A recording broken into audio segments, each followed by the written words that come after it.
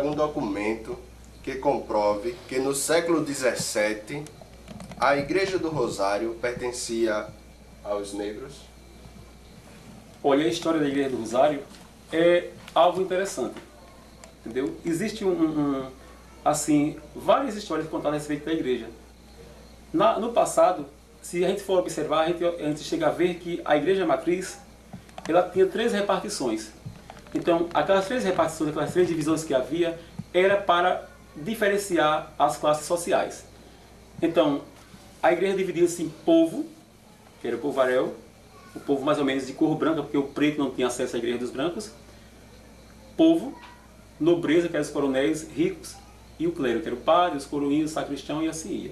Então, o negro, que havia muito negro na região de Nadia, que vinham da África, chegavam na Barra de São Miguel, ali desembarcavam e eram trazidos, acorrentados e vendidos na região. Então, cada senhor de Nadia tinha uma grande proporção, uma grande quantidade de negros. E eles aqui chegando trabalhavam na lavoura, nas casas de comércio, nas casas grandes, nos engenhos de cana-de-açúcar.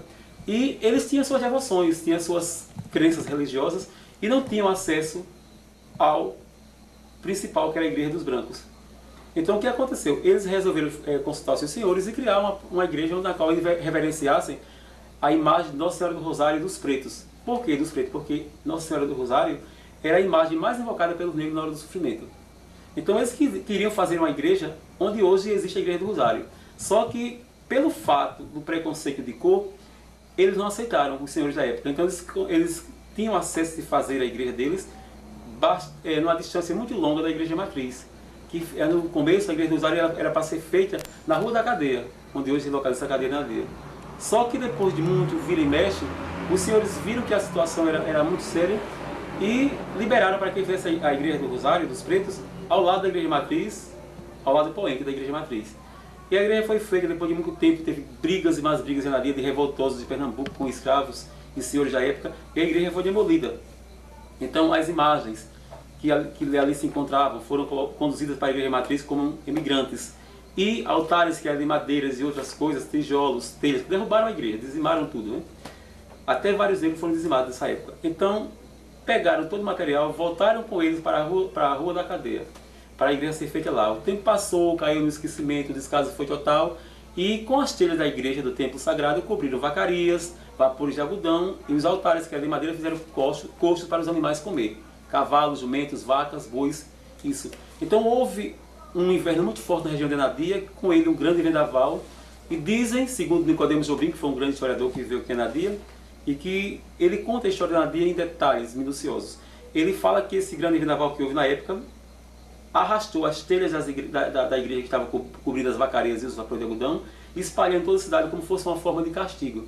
Então o pessoal amedrontado, os senhores amedrontados com o que viram com tal fenômeno, resolveram chamar os negros e voltar a fazer a igreja de Nossa Senhora do Rosário dos Pretos, onde hoje a mesma se localiza. Ela já teve 3 ereções daquela igreja. A primeira foi tida pelos escravos e revoltosos de Pernambuco, a segunda caiu com o tempo, a terceira foi reconstituída por uma professora da época que havia aqui na Dia, a professora Olímpia Aragão, dona Léa Porto, e o padre Bonfim e a comunidade da época. Fizeram festas, fizeram banquetes para angariar fundos para fazer a igreja. Então, a atual que existe, ela é no mesmo local, mas com uma característica completamente diferente.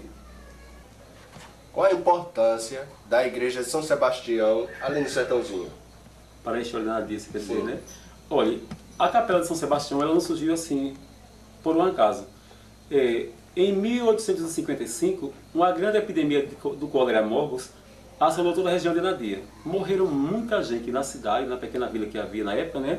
E nas redondezas. Então, o pessoal, na época, não havia médico disponível para descobrir a origem da doença ou o que acontecia. Durante o dia, era enterrado diversas pessoas. E o pior é que não havia cemitério, né? Ainda assim, para caber todo aquele povo, né? O que havia era muito pouco, era muito restrito. E tinha aquela questão seguinte, como eu acabei de falar para você, da Igreja do Rosário. O pessoal, os brancos, não queriam que os negros fossem sepultados juntamente com eles. Alguns de grande poder eram sepultados na Igreja Matriz, dentro da Igreja Matriz, ao pé do arco-mor da igreja, e outros, porém, lá no cemitério, que era só um campo, onde chamava-se de Campo Santo. E os negros que morreram com as pessoas mais pobres eram enterrados na Rua do Rosário, ali naquela rua toda no cemitério. dentro da igreja e nos arredores do cemitério.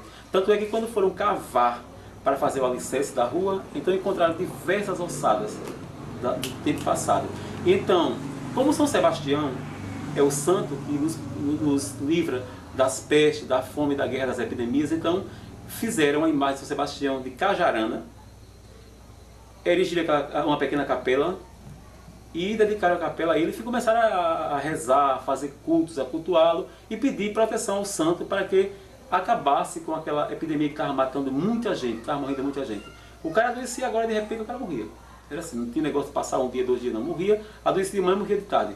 E ele enterrado no mesmo dia.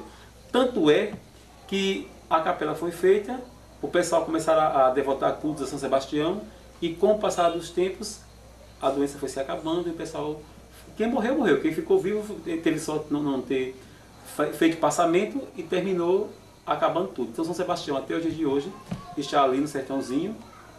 A imagem original que foi feita em 1855 ainda existe também, ainda está lá na capela.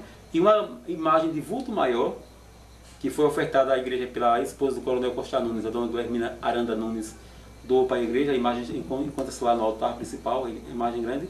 Veio do Rio de Janeiro de navio até Maceió, e de Maceió foi até Cajueiro de trem, né? E de lá foram buscar em procissão para Nadia. Ela sofreu uma epidemia muito grande na época das menstruações, o útero dela saía. E na época, por mais que gastasse dinheiro, que o coronel Costa Nunes era o mais rico de Nadia, ele gastou tudo que era dinheiro e a mulher nunca ficou boa com as medicinas. Então ela fez uma promessa a São Sebastião, que se ficasse boa daquela doença, ela compraria uma imagem na fábrica do Rio de Janeiro, a luneta de ouro, e ofertava à igreja. E no outro mês ela não teve mais a doença. Ela morreu e nunca mais ela teve esse problema. Então ela mandou buscar a imagem, foi uma grande festa na época, e São Sebastião ficou entronizado na capelinha onde hoje ainda existe. Já com algumas reformas, mas que é a mesma capela, o mesmo local. Então a história da capela de São Sebastião Sertãozinho, ela é de grande importância para a história de Nadia também.